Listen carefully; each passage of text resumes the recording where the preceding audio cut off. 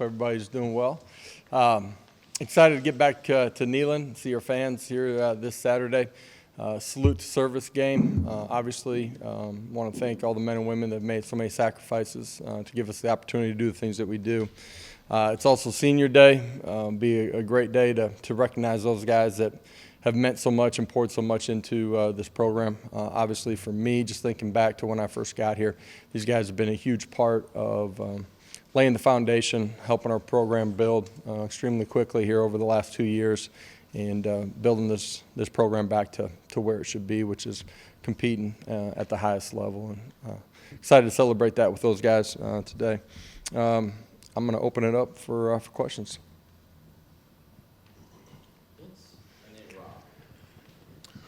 How would you assess your first practice back after Saturday? The energy in the building was good.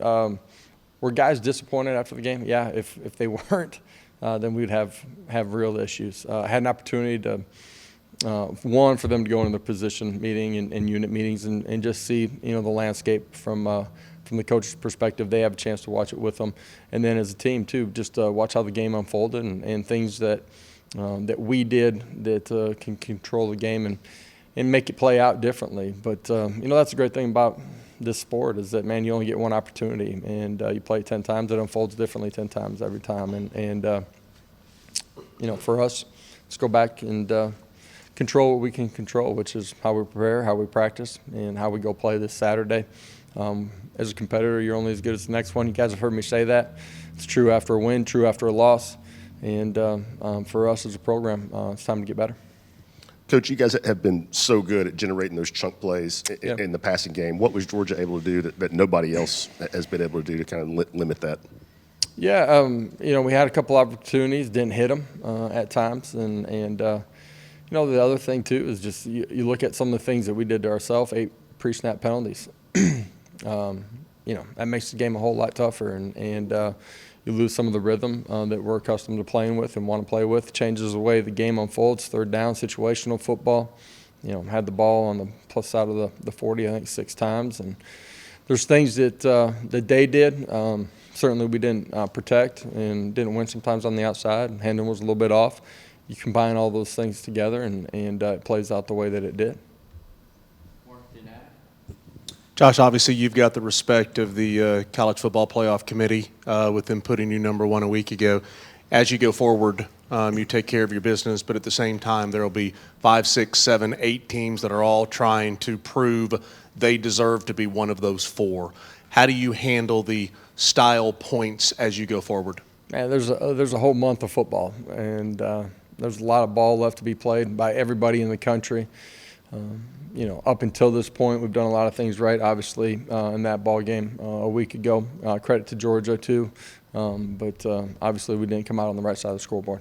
There's nothing that we can control other than who we are, how we approach it, and how we go play and compete. At the end of the day, it's about trying to find a way to be the best team on the field during the 60 minutes.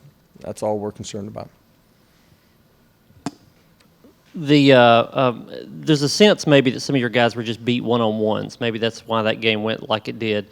When you look at film, can you see ways schematically and assignment, in terms of assignment, that if you play that game again, you can see how it would go differently?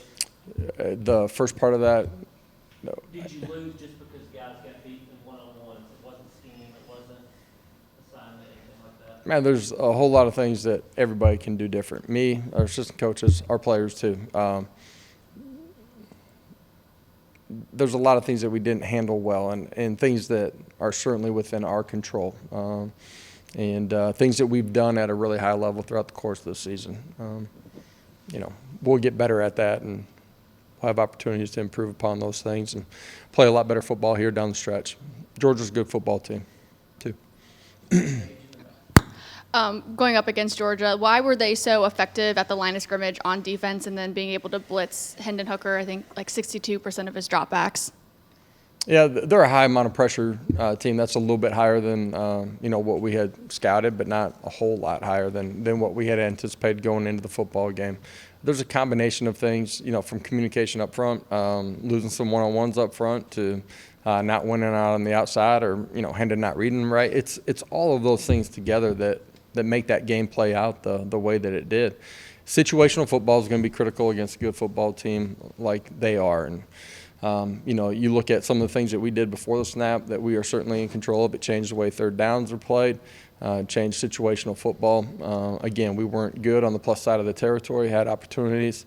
But there's nothing we can do about that. What we can do is correct it moving forward. And this group, that's who they are. That's what they're about. They're competitors. And if you don't wipe the slate clean, whether you win or lose, you're setting yourself up for failure and not getting ready to go play your best football.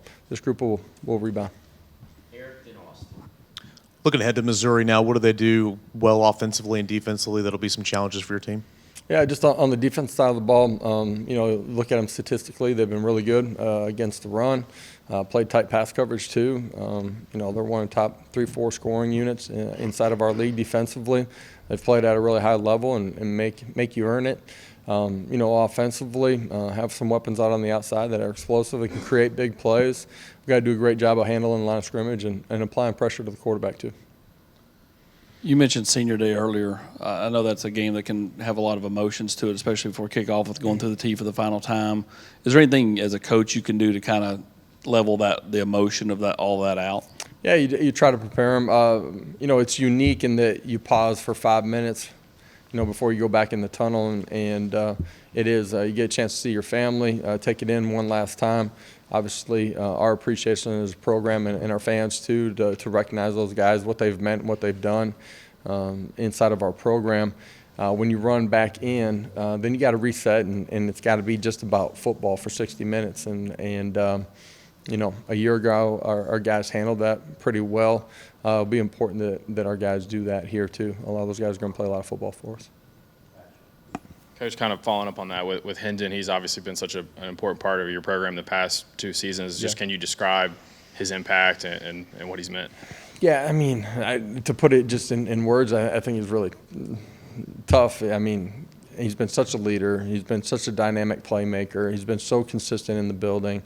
He's a huge part of the culture that we have from within the locker room, the ownership that we have from within it. I don't think anybody inside of our program, players, coaches, or fans, would ever take anything from him for granted. He's had a huge impact, and excited to get it back out there, play one more time in Neyland, but we got a lot of football ahead of us and continue to compete down the home stretch with them. Josh, I've covered coaches in the past who said that a lot of times you learn more about your team after it loses than after it wins. Is that just something coaches say, or is there some truth to that in terms of things you can learn? And I think you learn a lot about your football team no matter what the circumstances and how they reset and go to the next one. From the first day that I've gotten here to today, we've learned a lot about our football team. And they continue to prove to themselves, but to us, that they're fierce competitors, that they're able to handle adversity and reset and move on and get better and grow, that they accept things and try to improve upon those things. So this group, I don't know if learning something about them is what I'm thinking about this week as much as I believe in who they are, their DNA, and look forward to seeing that unfold this week. If that makes sense. Long term, now that you've gotten the program where it is just overnight so quickly, what's the key to long-term sustainability of this program staying where it is now? Yeah, you stay true to the values that have gotten you here. The cornerstone pieces of who each individual has to be in the building, who we're collectively going to be. Continue to build connection and culture from within the building. You have the ability to develop the guys that are inside your program and continue to recruit at a really high level. And if you put all those pieces together, we're going to continue to get better as a program. And no doubt in my mind that we're in the beginning stages of what this program is going to be. Okay. All right. Thank you. Man, that was short today. Jeez, my God.